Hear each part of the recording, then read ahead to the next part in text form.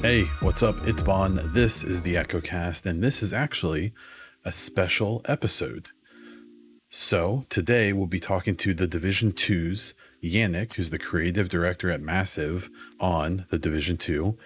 We talk about the game. We talk about a whole bunch of stuff. We talk about how we got where we are, some about where we're going. It's a really fun conversation. I highly suggest you listen to the whole thing. If you're listening to this on a podcast provider, please follow the show. If you're on iTunes or Spotify, leave me a rating. I'd appreciate it. If you're on YouTube, please subscribe. I've got a bunch of stuff and I've got more interviews coming. Without further delay, let's get into it. Thank you for being here with me, and thanks for chatting. This is Yannick from the Division 2, the Ubisoft Massive. I assume if you're listening to this, you know who he is, but Yannick, if you wouldn't mind giving me the rundown of who you are. Yeah, well, thanks for having me first. It's super cool to get to chat. It's been long overdue, actually.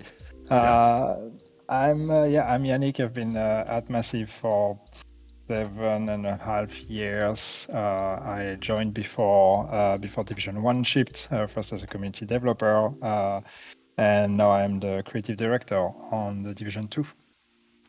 And so that was actually the first thing I was going to ask about, and congratulate you for the creative director position. So I am going to admit that even though I feel like I got to know you and Petter and Hamish and everyone pretty well back in the day, which feels weird to think about that was like 5-6 years ago now. I will be totally honest, and I may be revealing myself here. I was never 100% sure what like all of you did. You guys were on State of the Game, and so that was our like relationship with you, right? So kind of, if you don't mind, just kind of talking about like what the transition was for you from that position to where you are right now. Sure, yeah. I mean, so first as community developer, normally your role is you're supposed to be the strategist that thinks of how do we create and foster a community around the game. So that goes both ways on, how do we create a relationship between the player base and the development team, and back from the development team to the player base as well. So of course, one thing that we've become known for and our faces have been associated with was State of the Game, but there was actually a million things behind and next to that at very different levels that we were doing together with Hamish and then with Petter. And I come from a community background. Before I joined Massive, I was working as a community manager, as a lead community manager for a video game company, and before that I did community management for a bunch of MMORPGs and stuff like that. Okay. So community has been in my blood for a very long time. You've been dealing with us forever. Yeah, well, I've worked with worse communities, I can tell you. Cool, but, good. It's something I've been doing for a while, and I was having a great time with Division. But when we were reaching the end of the lifetime of Division 1 and everybody was working on Division 2, I asked myself, okay, do I want to go for another cycle of the same thing? Sure. And I kind of felt like my work was complete, and I didn't really know how to top that with Division 2, and I also kind of felt like I was kind of falling behind on all the new trends and social media as it had become and all of that. So I was just like, okay, I think I want to do something else, and I'd like to join development. Luckily, I had a very good relationship with the team from my time as a community developer, so I approached the team and our creative director Julian Geraghty, and I just said, okay, I think I'm interested in creative. So how does that work? And he actually was a great mentor for me, and really took me under his wing and helped me grow. So I first joined in the live team, actually, as a live content manager. So that was before we shipped Division 2. Okay, and was that public? Because I feel like I remember that maybe coming up at some point. Yeah, it was, but I didn't really make a big deal out of it because Okay. I don't know, I don't like to brag about those So things, humble. and Yeah. but it's but yeah, so that was before we shipped Division 2. So one of my first role was to plan the beta, for example, and all the content that goes in the beta, and Sure. how do we handle beta and invites and all those kind of things. That was stuff that I worked on. And then the post-launch plan and everything that comes post-launch was something I was working on together with Julian, our creative director. Sure. But then after when we were working on Warlords of New York, after the game shipped, and we were working on Warlords of New York, that's where our creative director needed more help as he was starting to work on other things, and which those things eventually became We now Star know Wars. what those things are. Sure. Sure. Yes. Just a little franchise. Just a small side project. So that's where I became associate creative director to help finalize Warlords of New York while he was starting to focus on the other project. And then once Warlords of New York shipped, he officially left the project, and that's where I took over. Still as associate creative director, and then eventually managed to convince people to give me the full role. Sure, it's well deserved. You've taken your knocks now, and at that point though, and this is actually a next topic. I'll hold off on that. So I guess the only kind of follow up I have on that part of it is, I guess I don't fully understand how that situation happens, but like, did you have an opportunity to go and work on Avatar, or now we know it's the Star Wars game, or I'm sure there's other stuff going on there too. Did you have those opportunities and decide to stay with Division, or I guess how does that look? I mean, that's the great thing working on in a studio like Massive. It's you have all those projects, and the opportunities are available to everyone. I mean, if there are roles that fit your skill set, you are allowed and empowered to actually just apply and say, okay, I'm interested in a role in that project, and Massive will do what they can to help you, find a project that works for you. Sure. As far as I'm concerned, yes, I could have gone to another project. I could have gone to Avatar. I could have, followed a lot of the people that I know and love to work with. The former Division team, a lot of them are on Star Wars. I could have, of course, joined them. It's also, a franchise that, of course, is interesting. But it's, on the other hand, there was also the choice to stay on Division 2, and I'm just so attached to this franchise. I just couldn't let it go. And it's your baby. And I mean, at a career level, it's also, of course, better for me because I get to be in charge. So it's a great, great experience. It's a great resume.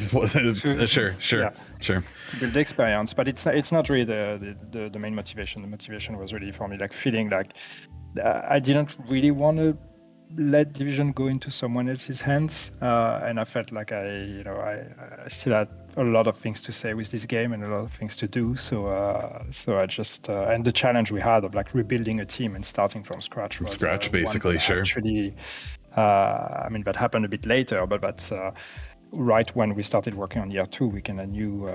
At first, it was supposed to be a sunset, and then we got asked to do more. But there was always something like, okay, I don't really want. And then just that little pandemic thing happened, and everything changed in the entire. Like that was a real fun coincidence there. Sure. Oh, gosh, yeah. Because I mean, if you look at least from the outside, Massive is in just like such an embarrassment of riches, I think is the right saying of like, if you work at Massive, you have an opportunity to work on the Avatar franchise, which is, whether you actually like that movie or not, you can't deny how gigantic of a franchise that is. Oh, yeah. Now, the Star Wars franchise and Disney and everything that comes with that. And not only that, but, and I guess I'm not totally up on things, but I assume Massive is still leading development on the Snowdrop engine. And then you have the Division, which is this little franchise that sold 20 plus million copies. And, that more, very intimately. And so, and Ubisoft Connect as well is made at Massive. Okay. You guys are still doing that as well too. Okay. My connection to that was Oliver. And now that he's moved on to new opportunities, I guess I wasn't sure if how that was all working. So, and so like I've joked whenever I see people maybe get kind of sassy or whatever about Massive, I try to point out sometimes that like you may need to consider that Ubisoft has entrusted them with probably two of the biggest license deals in gaming. Yeah. Like it's there has to be some type of confidence there, and then the Division on its own, sure. Yeah, I mean the Division is, I mean it is a huge brand for Ubisoft. Sure. It's probably one of the biggest brands in the past few years that Ubisoft started. So it is a big thing, even though we are not the biggest project at the moment. It's still it's not something that Ubisoft is going to let go anytime soon. And yeah, I mean, there's the other two, and Massive as a studio has completely transformed since the launch of Division 1 when I joined, and it was like, I don't know, 300 people, and now we're like 800, and it's we have all those big projects, and it has changed the new studio, the new building. Yeah, we got a new building, and also, of course, having all those big projects, you see the different kind of people it attracts, and it's humbling to see the talents, the pool of talents that we have at Massive. We already had the talented team, but now it's just ridiculous. Sure. So that's cool. But that's something I sometimes like to say when, at my level, at least, when people question our commitment to the game or whatever, or to the Division, and just want to tell people like I could be working on Star Wars right now, and. Or anything, or anything, but it's sure.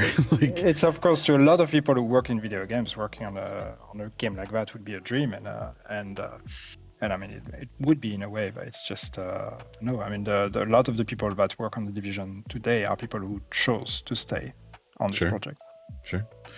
Yeah, and so kind of moving into that, I guess I am kind of curious. You had mentioned it before, your decision to stick with the Division 2, which at least people like me kind of maybe, I don't know if I'm really an OG. I kind of came in a little bit after that, but, definitely appreciates that and seeing a familiar face stay in charge. But you had mentioned before that after Warlords, I guess I put Warlords and the first 4 seasons kind of together, because it was Warlords and then those came out as like supplementary content, and that was, like you said, there was supposed to sunset. That was supposed to essentially be it.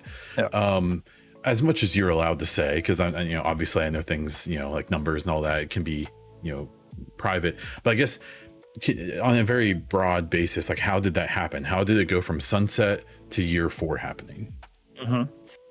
Well, I mean, we knew from the moment Warlords launched, we knew year 2 was supposed to be a sunset. We had year 2 plans that were initially more ambitious. Seasons was always going to be the foundation of that, but we had plans for other things to come on top of that. But then the decision was made, and it was like, okay, we cannot maintain this project while working on the other new projects, and a bunch of reasons why this decision was made, and none of them were bad reasons, by the way. It's not as if there is an evil corporate person that just wants to make people unhappy. That's not how those decisions are made. Reading all the tweets of people who love Division, and they're just like flipping them off. Yeah. It's just the evil suits are more or less a myth. So we knew that, but we decided to work on it and make it as good as we could. But fairly quickly after the launch of Warlords of New York, and Warlords of New York being actually a pretty big success, and then the season model showing signs that it was actually a successful model as well. In terms, I know that some players will be like, well, yeah, but it's a rehash content and it's copy paste and whatever. And it's like, well, to us that was more a way of like, how do we make smart content, or how can we be smart with using the few resources and stuff we have to actually try to efficiency. How can you be efficient? And the good thing with that is that the development cost is very little, so you don't need to generate crazy revenues to be profitable. That's how the math works. As long as you make more money than you cost, you get to keep going. So like a few months after Warlords of New York, the discussion started of like, okay, maybe we should actually keep going. But then those discussions take time because we need to see, okay, is that really financially sound? And what would we do if we were to keep going? How many people do we have left? And in the meantime, we were sending people away to other projects. So we couldn't stop that. We couldn't be like, no, you stay. You've been promised to No, go on you another can't project. work on Star Wars. You have to stay here. Yeah, sure. You have to stay. And we gave the choice to some people, and some people decided to stay, like Trick, for example. She was like, no, you know what, I'll stay on the division. Palais and people like that decided to stay. But a lot of people, of course, were too excited by the new projects and needed something new, something else after shipping 2 Division games in just a few years. So there were a lot of people that just needed something new. And so all of those elements come into play, and therefore the conversation took quite some time, and until the decision was made. I can't even remember when that was, but towards the end of year 2, which is also a thing, because we started season 4, and we actually had plans before season 4 came out. We had a whole communication plan prepared to announce that this was the last season and this was the end. Oh wow! But in the same time, we were having the conversations in the background. Oh wow! Maybe okay. It's not. So we decided to hold off that communication until we find out. So there's a folder somewhere that has a bunch of stuff in it. It still exists. Interesting. Somewhere. Wow. All the goodbye communication. Sure. But then we decided to hold off until we actually knew, and therefore then the decision was made. And when the decision was made, in the process, we also announced that season 4 was supposed to be the last one, which upset a lot of people, because they were like, wait, you were not going to tell us? And it's like, yeah, we were. We just decided to not tell you because we didn't know. Complicated. Yeah. Everything is complicated in big industries like that. But yeah, it's just everything takes time. But we knew fairly quickly after Worlds of New York that the sunset plan was not going to happen, or was unlikely to happen. Well, then it must be a big payoff if that was so complicated and kind of convoluted. And obviously there's no details and there's nothing to really talk about. But for you to already say that the year 5 is happening, I assume that means that year 4 is going well. Yeah, it is. I mean, and of course it was a big gamble when we started discussing about we need to keep going, and year 2 is not the end. And then we all know now the story, and it took us a very long time to actually restart the machine, get a new team, and get everything ready, and make the first update, and that update being delayed a couple times, and all of that, which is to be expected. And still in the end, this update didn't take much longer than a normal update would have. I think the big difference is that usually we work on all of those updates in parallel. So we usually work on like 3 TUs ish at the same time. So right now we're already working on 16, 17, and thinking of year 5. So what people don't see is that it's not as if a TU ships and then we start working on the next one, and in 3 months we are done. It's like an update takes. It's like cascading, kind of. Yeah. Sure. Yeah, it takes 6 months to a year to do. So that's what happened here, and you add on top of that a few months for the team to actually train. So it didn't really necessarily take much longer than another update. It's just that we had nothing to fill the gap in between. Sure. But yeah, it was a big gamble until it came out. We had no idea if people would actually answer the call and be here to come back. And as soon as we saw when the communication restarted, when we were getting close to shipping it, when we did the PTS and all of that, all the signs were here to say, okay, it's gonna work. And it came out, and yeah, we had good results. It's not the amazing comeback that some projects have had, but that was never the intention. The intention was just to restart the machine, and it runs. Results. Like that's the first thing. Yeah. Sure. But the best result for us is that the actual results of the update were above the expectations that we had set for ourselves. So that's all we need to gain the confidence from above that we're doing the right thing and we can keep going. Yeah, that expectations thing is always so funny to me, because when you see some conversation about Division 2 is there's that famous, or at least for me, that quarterly report that talks about Breakpoint in the Division 2, and it talks about how there was some disappointment with Breakpoint, and that Division 2 didn't hit the sales numbers they expected. That was also around the time that we found out it sold over 10 million copies.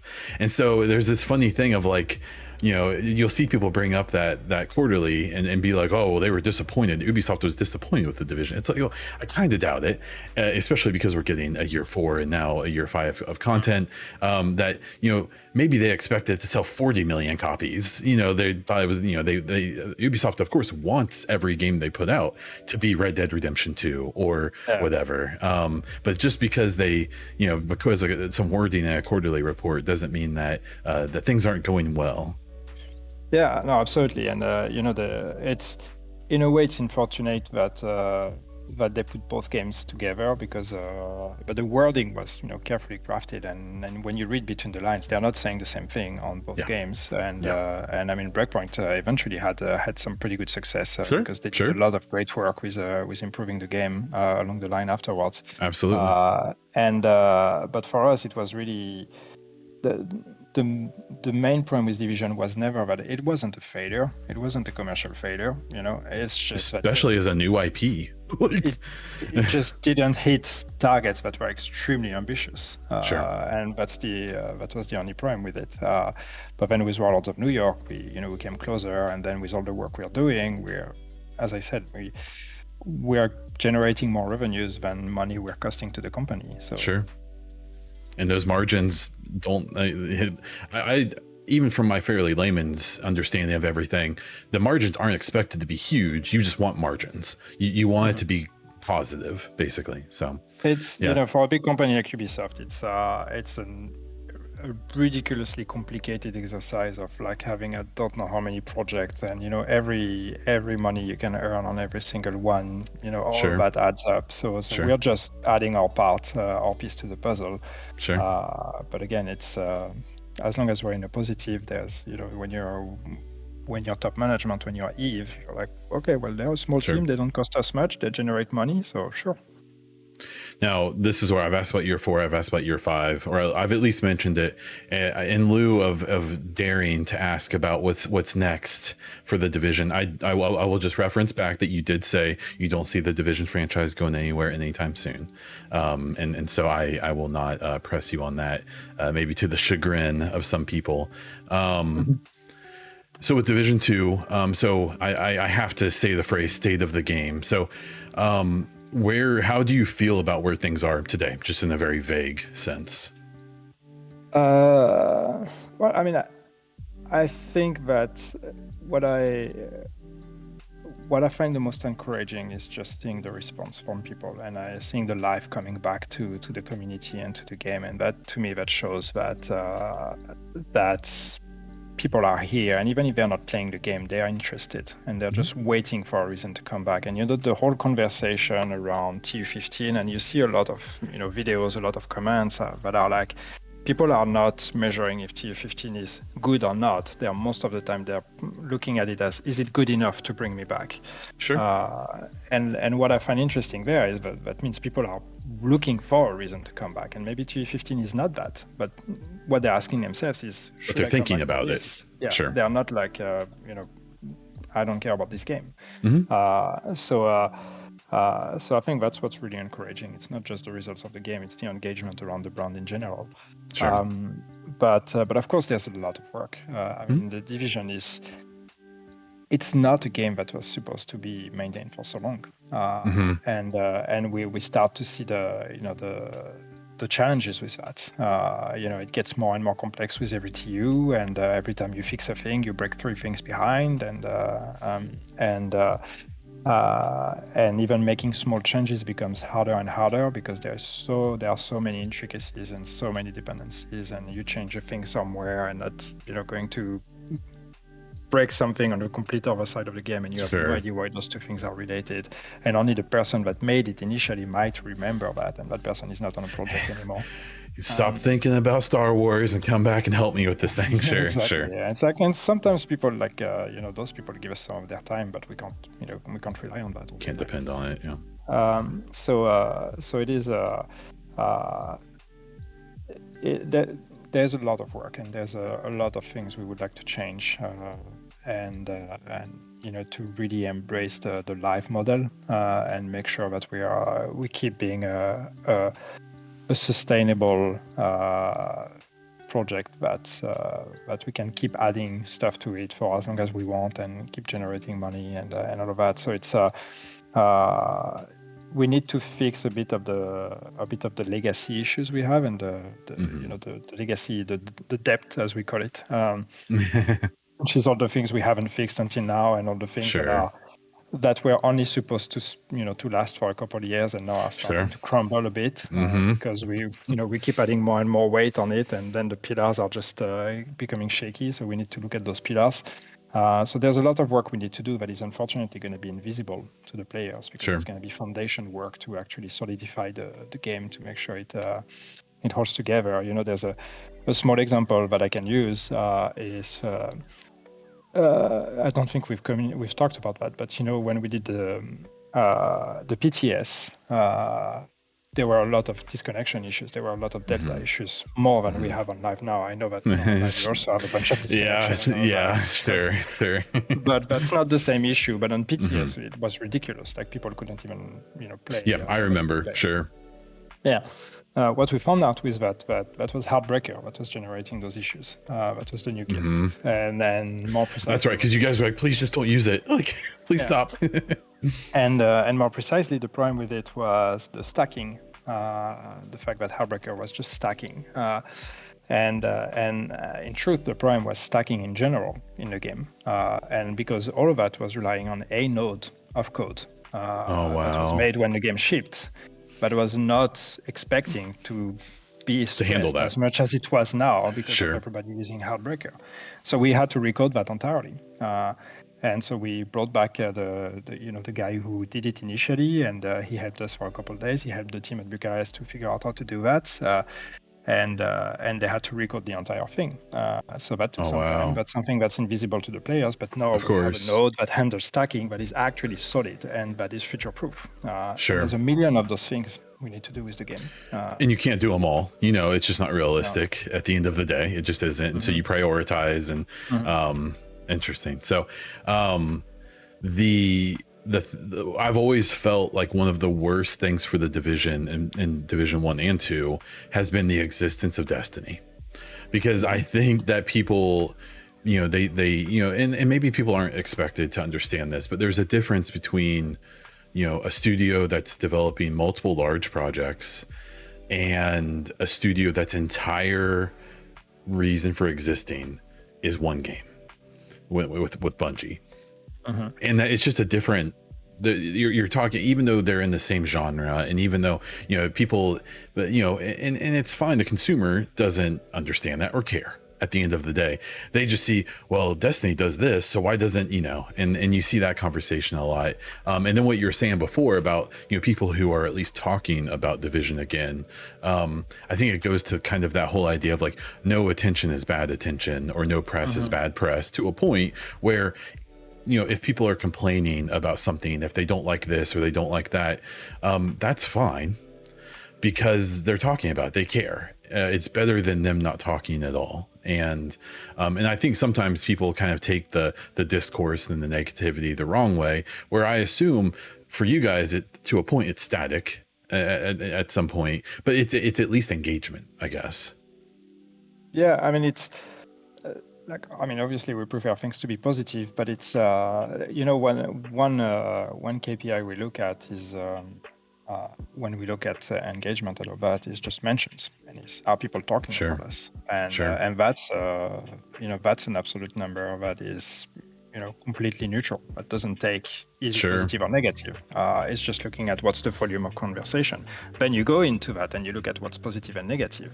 But just that number in itself is already a measure of... that number isn't PvP or PvE focused. It doesn't care. It takes everything from the hardcore fan that is complaining or commenting on the fact that, yes, we haven't done anything in PvP, to someone that just downloaded the game and post a comment on a YouTube video, say, "Oh, thanks for your help. I didn't know I could do that in the game." That's a mention as well. So it's a very large spectrum. And so any conversation is of course good to have, but then it's up to us to try to make them as positive, because word of mouth is, in the day and age we live in, and for every brand, for every product, not just video games, it's just it's everything. And that's the best way for us to convince people, especially when you're a 4 or 5 years old game. I like to say that live games don't get old as long as they're being maintained. But you still need to convince people of that, because of course, when someone wants to download the game and looks at, launched in 2019, is it still worth joining? You see that a lot, even in our subreddit or everywhere. You see a lot of people saying, is it still worth coming to the Division? Every day in the subreddit, there's got to be 5 or 10 posts, people being like, is it worth coming? Is it worth buying this today? Which is so wild for a game that came out years ago. Yeah, exactly. And it's like, yes, because especially with live games like The Division, it's like the value for money of how much content and how many hours of gameplay you're going to have for the, reduced price you're probably going to pay for it. If that's what you're after, if you're after something that's going to, provide you hundreds or thousands of hours of gameplay, that's definitely your jam. But yeah, it's super important for us, and it's, in a way, I don't know that it's necessarily that competition and looking at other examples is necessarily a bad thing, because it keeps the community alive, it keeps it chatting, and comparison is healthy. It helps us also grow. So at least we don't really look at it that way. I think it's cool to look at what other games are doing and see them thrive, and look at what makes them work and what makes their community stick. And we know that we're bouncing a bunch of players between games, so it's their success in a way is most of the time our success, because at the end of the day, it's not as if people play one video game and that's it. Most, I think a few people do, but exactly. I've seen people with like 50,000 Fade scores where I'm just looking at like, what? I'm trying to hit 1,000. There are some of those people, and these are the outliers, but that's not normal. Sure. What we're after is just people that will come in on a regular basis, but we're not asking people to dedicate their entire gameplay time to the game. Sure. Yeah, that's one thing I've talked about a lot, is how sometimes I feel like the perception of games is really twisted by people putting their own ideas and expectations on games. So like I've seen people in Division, for the entirety of my involvement with it, want the Division to be a game that 24/7 has new content for them all the time. And that's just not realistic. One, because of the team, or even like your own goals, because that's not Ubisoft's goals for the Division. But even games that kind of try to do that, again, going back to Destiny, or even a game like Warframe, but especially Destiny, that game is pumping out content pretty quick. But every time they release new content, days, maybe a week later, you see people still, it's still that, like, it's that same attitude, even though they get so much content, because it's a completely different situation. And so I've always felt like one of the big issues, not just in the Divisions community, I think just in gaming in general, and maybe just with humanity, is that they put their own, they kind of think their own ideas, their own expectations, maybe matter more than they do, or they're just unrealistic.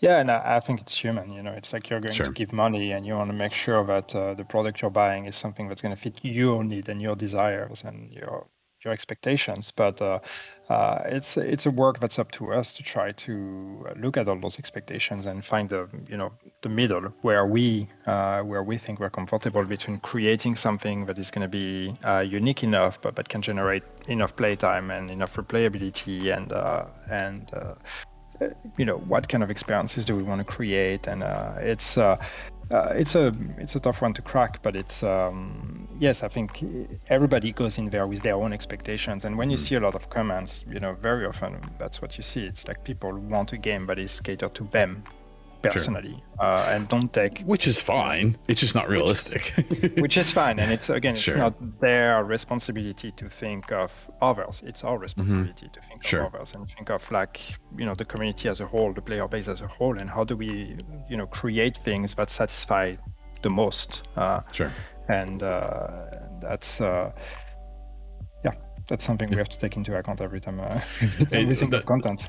the thing that always makes me like blows my mind when I remember is that when I played Fallout 3 the first time, and I remember before that, games to me were like you'd pay $50 or $60, it'd be a story game with 10 or 15 hours of story, and then it was over. And maybe you played it again, or you probably didn't. And then I remember playing Fallout 3 the first time, and it had like 60 hours of story, and being like, oh my God.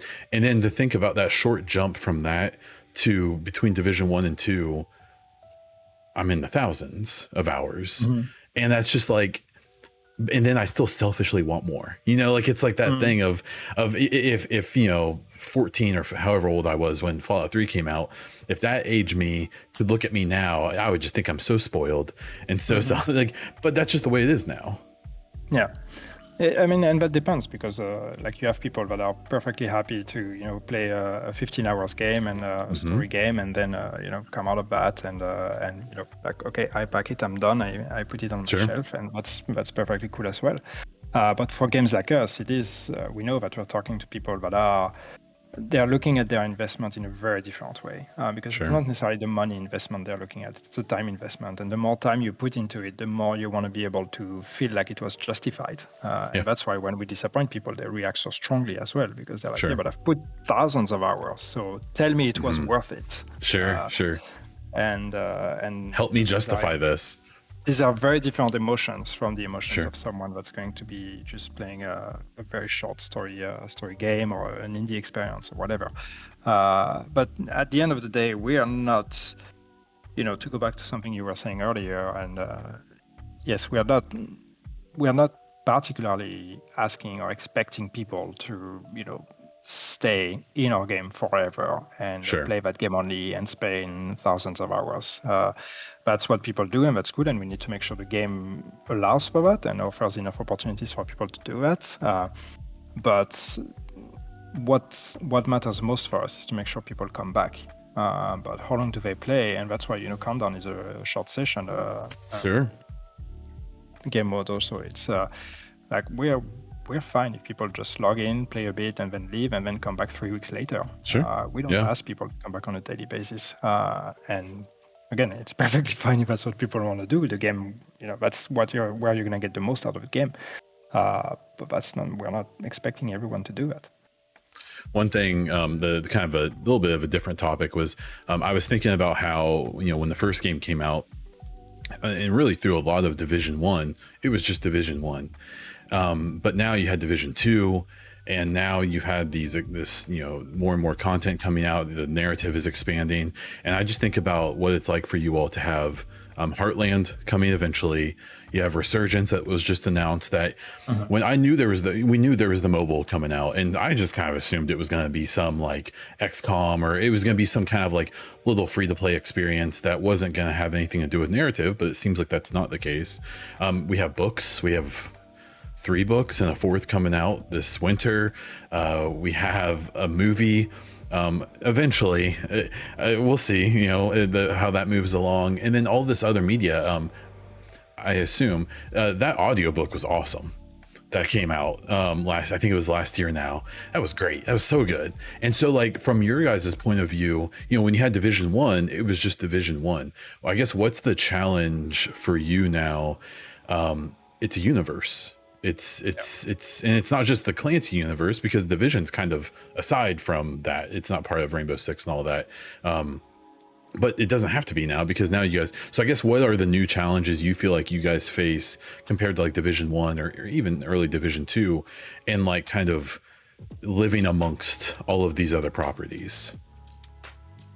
Well, I mean, it's just to make sure we have one cohesive universe and one cohesive story. And yes, it gets really challenging. When it was Division 1, it was like we dictated what the story and the universe was. So it's like we could make decisions, and it was like, okay, well, that's canon now. And we still do that to some extent. We have the luxury of still being the main line. But yes, we try to do everything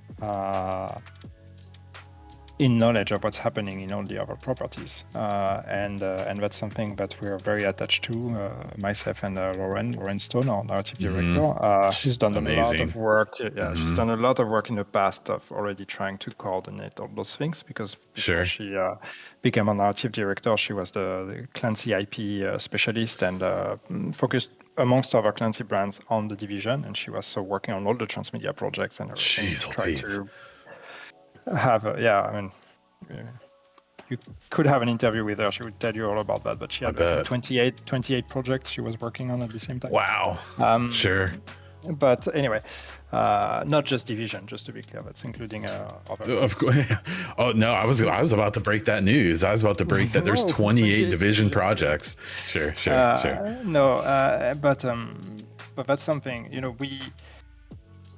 we, the two of us, I think, a reason why we work so well together is we love story, and we love the story of the Division, and you see more and more that everything we do with year 4, year 5, it's servicing the story. It's here, to help move the story forward, and so we want to make sure that world and that universe is cohesive, that you're going to find references in a game of stuff that happened in the book and all of that is, it is a connected world, and it creates a lot of opportunities. But yes, it is tough, because you need to be aware of what everybody is doing. You need to give the visibility to others of what you're doing, because it's easy to complain and say, oh, they don't tell me what they're doing. But am I telling them what I'm doing?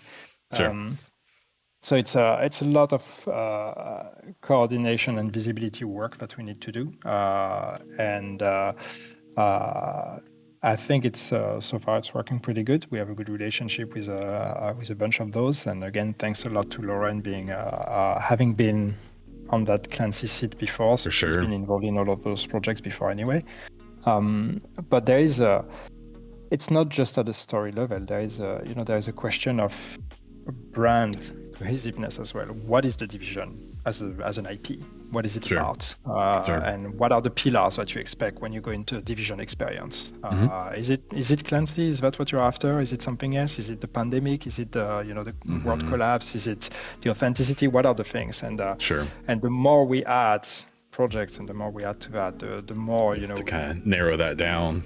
Exactly. We take the risk to dilute that into something that becomes a bit of everything. And I'm not saying we are there. I don't think so. But that's one of the challenges that it adds, is always looking at every new property and think of okay, what does that add to our IP that makes it richer without diluting it too much to a point where you don't really know what the Division is about anymore. Unrecognizable. Sure. Yeah. I know for me, I came to the realization years ago, the Division was the first looter RPG-ish kind of game I had played. And so I played it and I was like, wow, this is really great. I really like this. I'm going to try Destiny out. I think that's like this. I don't like Destiny. Oh, I heard Warframe's amazing. Didn't really like Warframe. And I came to this realization eventually of okay, I really like the aesthetic, the story, the idea of the Division. And so I kind of like it despite that it's a looter. And that's a thing I had to come to as a big fan of this game, to realize a part of me kind of doesn't like the basis of the entire franchise. But I love everything else so much that I'm that's cool, I'll check it out. But it hasn't led me into the other ones.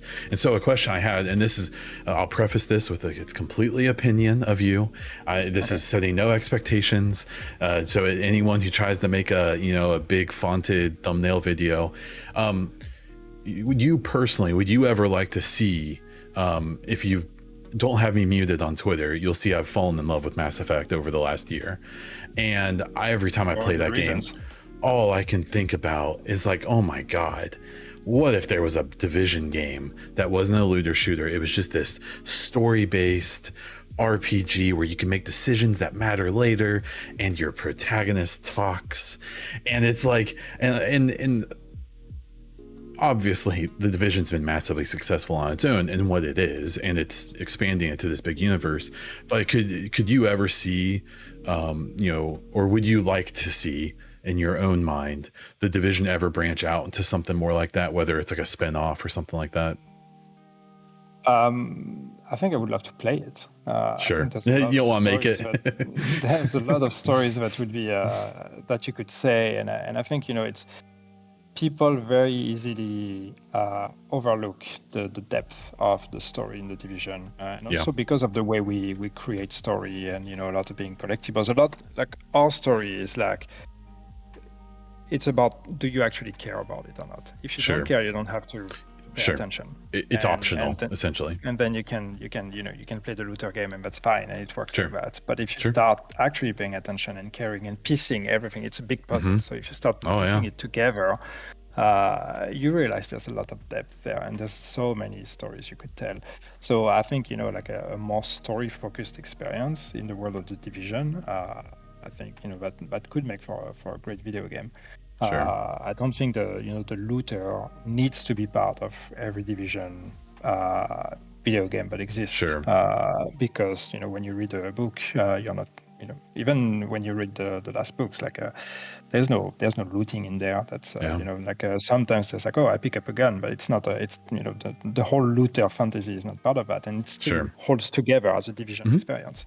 So to me, that says that like the looter shooter part is, even in a video game, I don't think it necessarily is a requirement to make a Division game, but so I think that would be a great game. It's not the game I would want to make because I love live games. That's the kind of games I've always been passionate about. That's the kind of games I've always played, and that's the that's the kind of games that I want to keep making, and that's why Division 2 is just a perfect project, because that's exactly my kind of experience and what I want to keep building.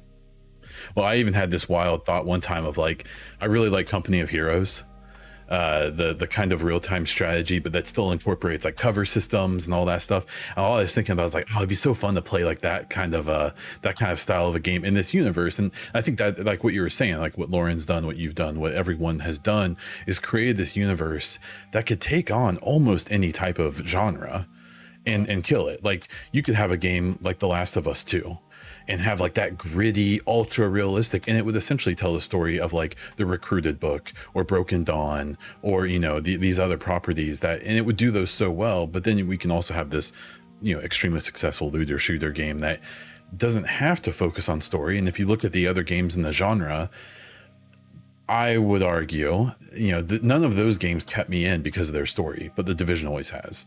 And I think that's a testament to what's going on there. So, I have a bunch more questions. I do want to kind of start wrapping things up for you because I do want to respect your time.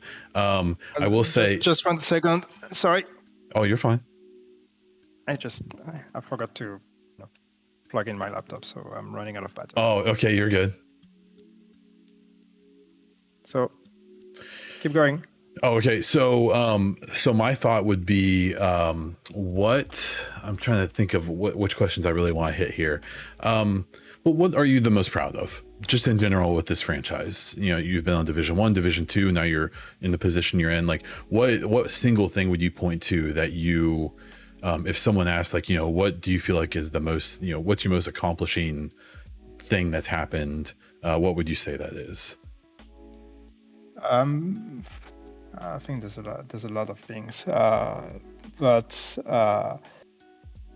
I think I know it's gonna sound cheesy because that's been stuff I've worked on, but it's I think the relationship between the brand and the team, and all the different versions of that team and our player base, I think is something that I find just fascinating and I'm proud of. But it's like, we're not a smooth project. Things have rarely been running smoothly on the Division, and I think all of us that have been through Division 1 and Division 2, we all know that. We had up and downs, but it's to me the Division, it's a story, not the story of our universe, but the story of the project itself. And and the Division 1 and 2, it's a story of comebacks, and it's we reach very, very low, and then we come back with a bang, and then we establish something new and something really exciting, and then we go and then we go back to another low, and then we come back, but what you see is just how much people have been just like sticking with us, and once again, this like, would I come back? And that's something that I think is a testament to the strength of that relationship. And I don't know that in my career have experienced that in any other game I've worked on, where people who just consume and move on. And I feel like with the Division, if you've been passionate once about Division, you will always be passionate about it, and you will always be interested. And I think that's a testament not only to the game and the teams working on it, but I think it's the people specifically.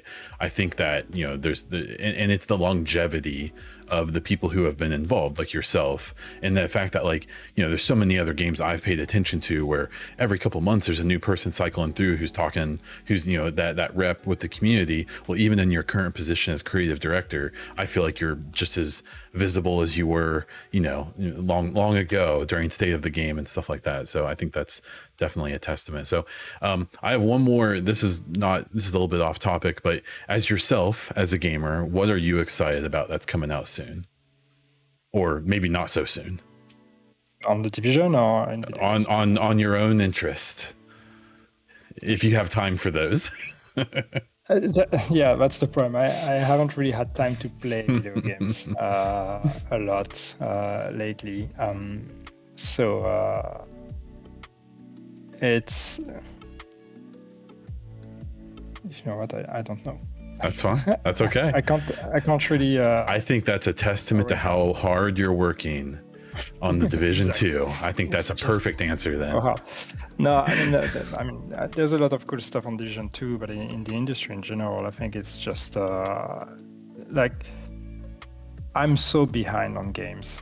Sure. Because of my life and because we talked about that before we started recording. But yes, I have kids, and since then I've had way less time to dedicate to video games. I can literally hear mine yelling for me right now, so I totally understand. I have my eyes on the baby phone here, hoping the thing is not gonna go up. Sure. So I'm trying to keep an eye on what's going on and all that, but I had very, very little time to dedicate to gameplay and to playing. I get to play the Division when I, at work, when I try take a couple hours here and there to play it. But it's been hard. So it's been actually hard for me to get excited about a game in particular. Sure. Not because I don't find them interesting, but just because I think I tweeted about that, not so long ago, about the fact that I look at every game and then I get super excited about it. Starfield was the last example where I'm like, sure. Oh yeah, that sounds super cool. Yeah. And then I'm just like, but I'm never gonna have time to play that. I can't wait to play it in 15 years. Yeah. Exactly. So that's a lot of my my video game excitement has been that. It's been just a story of disappointments, of just how confronting my reality to my expectations. Also, like, oh yeah, cool. I'm gonna get to play that game, and then I don't. There's a million games that I love to play, that I would love to go back to, but I also haven't been able to. So. Sure. Well, I do have a couple community things here. They're really just a couple comments. The first one I had to throw out, there's a listener that goes by Master Prime, easily one of my most involved community members who I really appreciate. And they asked, is Yannick's beard coming as an in-game cosmetic? Just something to think about.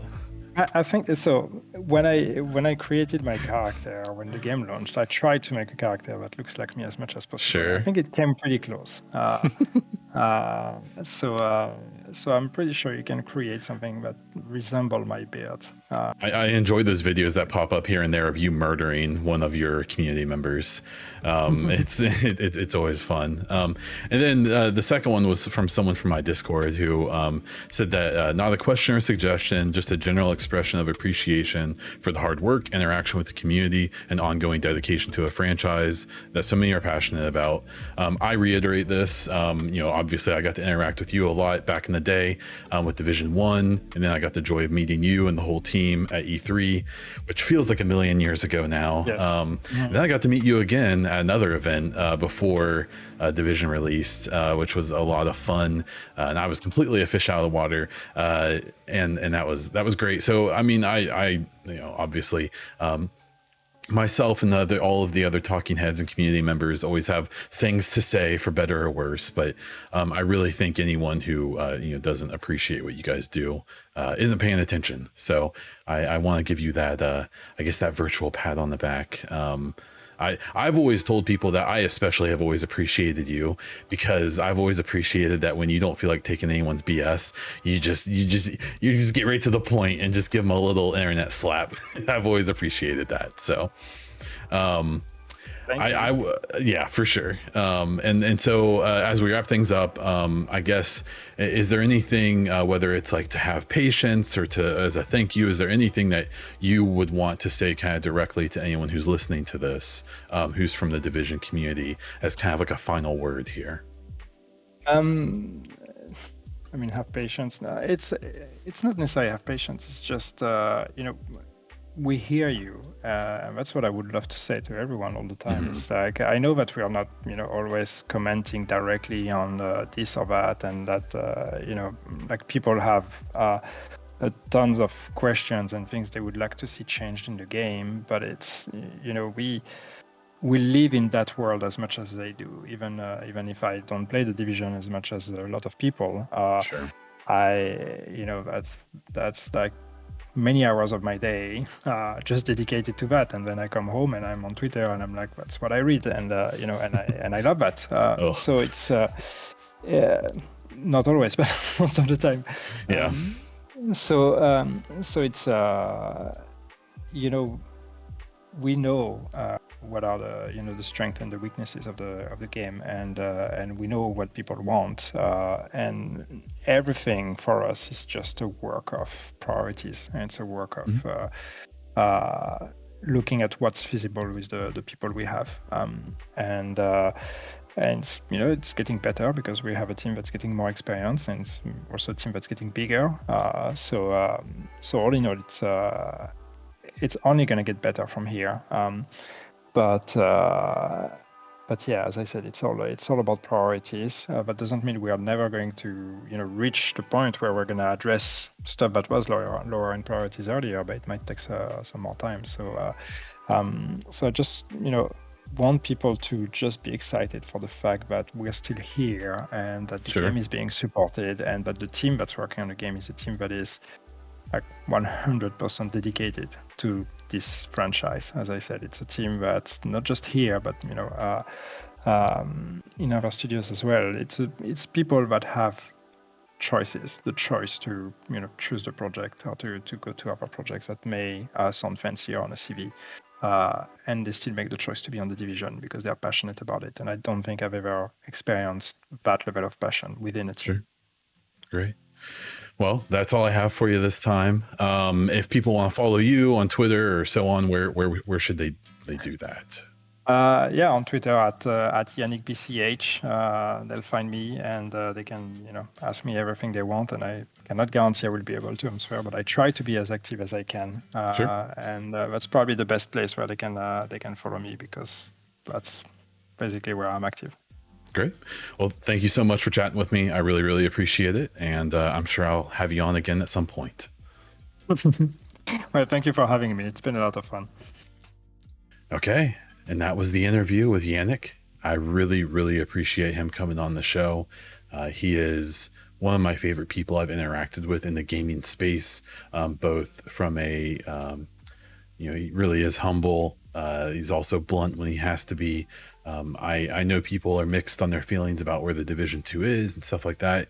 But I really think the game's in good hands with someone who cares about it, who's invested, and who, if you listen to this whole show, understands, where things are lacking, but also understands, or at least knows that it's a long journey and that they're trying to ramp things back up. I am more confident about what's going on now than I was, before we talked. And I was already pretty happy for the most part. So great chat. Yannick's the best. And that's kind of what I have for this week, or for this episode at least. I do a weekly show where I talk about the news and gaming in general, talk about The Division, talk about Mass Effect, things like that. And I will have more of these interviews coming. So please subscribe to this YouTube channel or the podcast on whatever platform you're on. Check me out on Twitter at Bondiesel or at the EchoCast. You can check me out on Twitch over at twitch.tv/Bondiesel. And that's all I have for this one. So until next time.